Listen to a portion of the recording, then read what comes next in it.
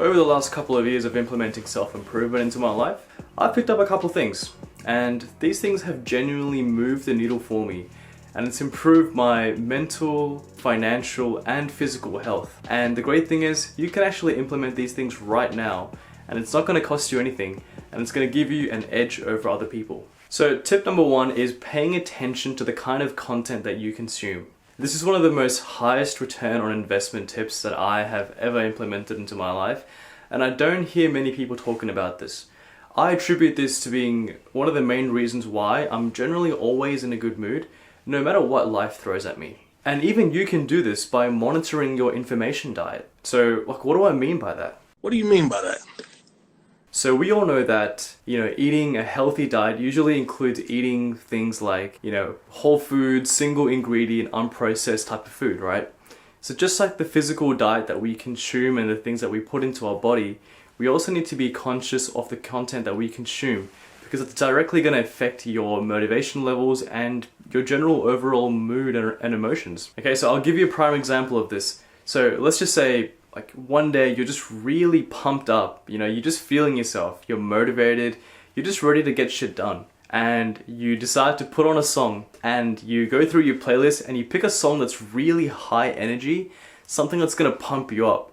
Okay, now you listen to this song, you're doing what you're gonna be doing, and it's just gonna be making you feel more pumped up, and it's gonna amplify what you're feeling already, so you're even more motivated, you're more productive, and you're just feeling better, and you feel like you're ready to conquer the world. Now, let's flip the script, okay? Let's say you're in a really sad mood, you're feeling down and you're feeling sorry for yourself, and you decide to go through your playlist and you pick out a really sad song. It's got depressing lyrics, it's slow beat, and it's got this sad melody, and it's just making you reminisce and be sad about a relationship that you never even had. What's generally gonna happen is you're gonna end up feeling even more sad by the time you're done listening to the song, and you're probably going to keep listening to more of these songs, and you're just feeling sorry for yourself, and you're making yourself feel worse. The thing is, music is a very, very powerful tool. It's designed to make you feel emotions based on the type of notes that an instrument is playing, or by the words that someone's speaking or singing. So you can either use it to your advantage, or you can make it to make yourself feel worse by amplifying whatever kind of negative emotions that you're feeling right now. Now, the same thing applies to the kind of movies or shows that you watch, the kind of people you follow on social media, and the things that you read. So it's really important to be mindful of these things, and you need to choose the kind of content you consume the same way as you choose the kind of food that you put into your mouth. Alright, tip number two is cutting out people who drain your energy. Now, this kind of goes in line with the previous tip that I was talking about.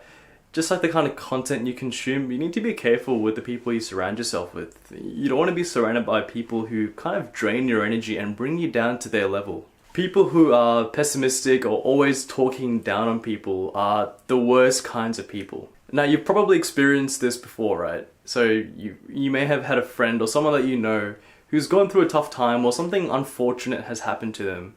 Now, you're a good friend, you're there to listen to them, and they're ranting and telling you their frustrations. And it's okay the first couple of times, you're there to listen, you're supporting them.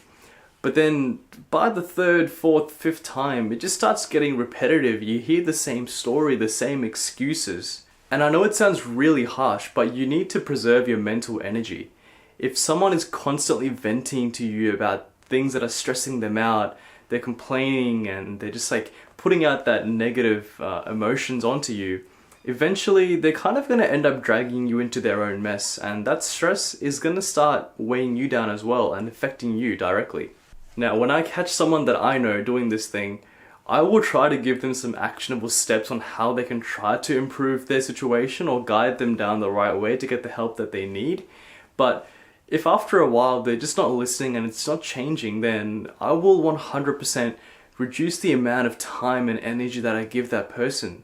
Now, I'm not going to be harsh and just cut someone out just for venting to me about something that they're going through, but I will 100% just reduce the amount of time and energy and attention that I give that person, and eventually they do get the hint and they try and figure it out. Just because sometimes, no matter how much you want to help someone, and you try and they just don't want to be helped, sometimes the best thing is just to let them figure it out on their own. So surround yourself with positive people. People that don't complain, people that don't talk down on other people for no reason. Okay, people that do the thing. If they say they're going to do something, they're going to do it. They're going to go get after what they desire. People with that natural zest for life is who you want to surround yourself with. Oh. Speaking of draining my energy, it's freaking hot in this room, man. Oh my god. Alright. Tip number 3 is intermittent fasting. You might already be familiar with the concept, and the way that I do it, which is probably the easiest way, is called the 16-8 method. Basically, you're going to be fasting for 16 hours of the day, and you have an 8-hour eating window where you can eat all the food for the whole day, basically. So I do this from midday to 8 p.m. is my eating window, and that is when I eat all my food. So only between those hours. Any other hours, I'm not eating any food. And I find that this has really helped me be a lot more productive at work. So especially when you're hungry, so I wake up at around 5:30 in the morning most days. I'm awake from 5:30 till midday and I'm not eating anything. And when you're sort of in an empty stomach, especially towards the last couple of hours, you start getting pretty hungry. And your brain is going to start releasing adrenaline and norepinephrine, which is basically going to keep you sharp and focused, because your brain is pretty much thinking that you've gone hunting for food or something, because we're still, the same humans we were like 12,000 years ago. So our brains really haven't evolved. Our environment has drastically changed, but we're still the same sort of, like primates that we were thousands of years ago. Okay, so long story short, we can take advantage of these natural reactions that your brain gives off, due to being hungry. And we can use that to maximize our productivity. You don't need to constantly be full to perform. You can actually function really, really well even if you're on an empty stomach. You don't need to fuel up your stomach first thing in the morning, because what's basically going to happen is, especially if you're eating something first thing in the morning, especially if it is high in carbohydrates, then you're just going to cause a massive blood sugar spike. That's going to give you a bit of a boost of energy, initially, but then it's going to cause a big crash as well, which is going to cause, brain fog and, I guess, tiredness. Now, if you're someone who's wanting to get into intermittent fasting and the thought of not eating for the first, I guess, like 4 or 5 hours of the day is kind of scaring you a little bit, one thing you can do is you don't need to initially start by doing one extreme. You can maybe just start by not eating for the first 2 or 3 hours of the day and then start eating. Or even if that's too much for you and you really want to eat something when you wake up or just before you're about to leave the house, then just reduce the amount of food that you have initially in the morning, and especially cutting out things like carbs. Like I said, it's going to cause that massive blood sugar spike and crash. You're going to feel brain fog, you're going to be a bit sluggish, and you're going to be tired. So you want to be a bit more, sharp focused. So yeah, reduce the amount of food, and if you really want to eat food, try eat some healthy fats like avocado, for example. So before my eating window starts, I aim to be a little bit hungry, which keeps me sharp, and especially in the first couple of hours of the day, it's really allowed me to increase my productivity and just function better and be so focused where I can just sit down and get something done without being distracted. Now, one thing that I forgot to mention is that you can consume water and black coffee during the first, the fasting period. So if you're someone who's going to wake up early and you don't get to eat for the next couple of hours, you don't have to be just purely on an empty stomach. You can have some water and you can drink black coffee as well. But strictly black coffee, no milk with it, no sugar, nothing, just straight black coffee. And try to have coffee that's brewed with actually ground coffee beans, and don't use instant coffee, because instant coffee tends to have a lot of carcinogens. It can have fillers and additives, and it's just overall not a healthy alternative to just regular coffee. Just have normal coffee. It's way healthier for you. It's gonna smell nicer, it's gonna taste better, and it's gonna give you more caffeine as well. So you're gonna actually enjoy more energy from having proper coffee. Now, the final piece of advice that I'm going to give in this video is to have a budget and track your spending.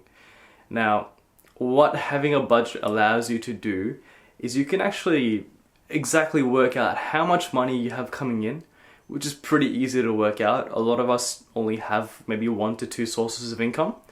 And then it also lets us track all the money that's going out. So how much money are you spending on your essentials like your rent, your bills, your food, things that you have to pay for, that you need for your survival.